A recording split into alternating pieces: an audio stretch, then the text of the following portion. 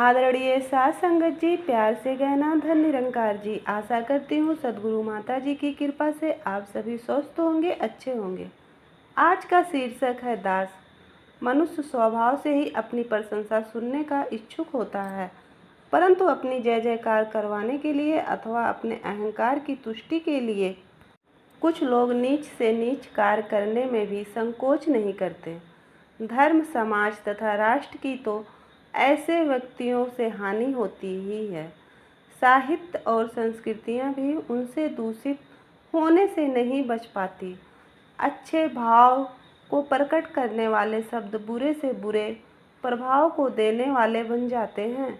दास शब्द भी इनमें से एक है। इस शब्द को आज धार्मिक, सामाजिक व राजनैतिक नेतागण अपने बड़प्पन की धाक जमाने के लिए खूब प्रयोग करते हैं।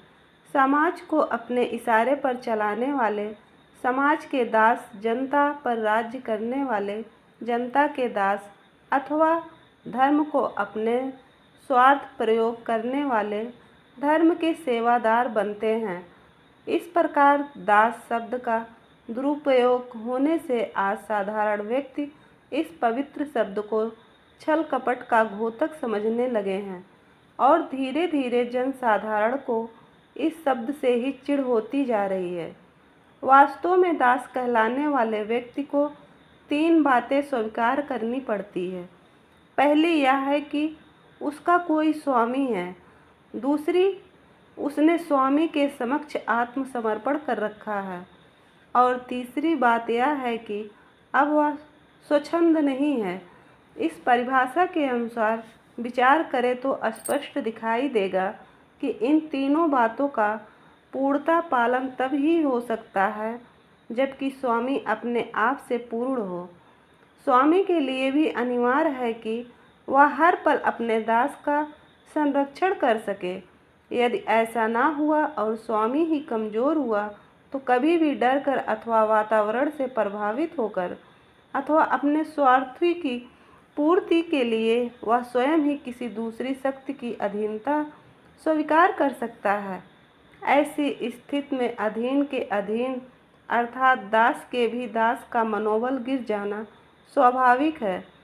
तब दूसरी दोनों बातों का पालन भी असंभव है, क्योंकि उस स्थिति में उसे आत्मसमर्पण अपने स्वामी के स्वामी को भी करना होगा, जो कि असंभव है क्योंकि आत्मसमर्पण बट नहीं सकता। इस प्रकार वह व्यक्ति अनंत स्वेच्छाधारी ही हो जाएगा। यही कारण है कि इतिहास में सामाजिक और राजनैतिक क्षेत्र में ऐसे व्यक्ति केवल देशभक्त, स्वामी भक्त अथवा समाज सेवी ही कहला सकें, दास नहीं माने गए। चूँकि राजा या सामाजिक नेता सर्वसमर्थ या सर्वशक्तिमान नहीं होते हैं, इसलिए उनके सेवक भी दास की उच्चतम पदवी प्राप्त नहीं कर सके। दास की सर्वोच्च पदवी केवल धार्मिक महापुरुषों ने ही प्राप्त की है। यह भी कितनी अजीब बात है कि लोग दास भावना को घटिया भावना समझते हैं। हालांकि दास की पदवी किसी भाग्यशाली को ही मिलती है। उन्हें संसार में परम भक्त, ब्रह्मज्ञानी बल्कि सद्गुरु तक कहकर सम्मानित किया जाता है। केवल उन्हीं लोगों ने दास की सच्ची भावना का पालन किया होता है जिनका स्वामी सर्वशक्ति, सर्वसमर्थ, निराकार परमात्मा होता है।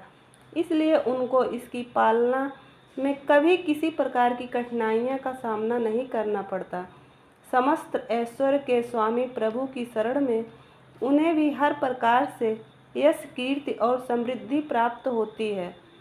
साध संगत जी, दास शब्द का प्रयोग करने का अधिकार उन्हीं को ही जो उपरोक्त तीनों बातों का पालन करे, वरना कहने मात्र से कोई दास नहीं बन सकता। दास की रग रग में अपने स्वामी के लिए आत्मसमर्पण की भावना समाई होती है। जुबान पे मिठास, स्वभाव में नम्रता और परोपकार भरा होता है।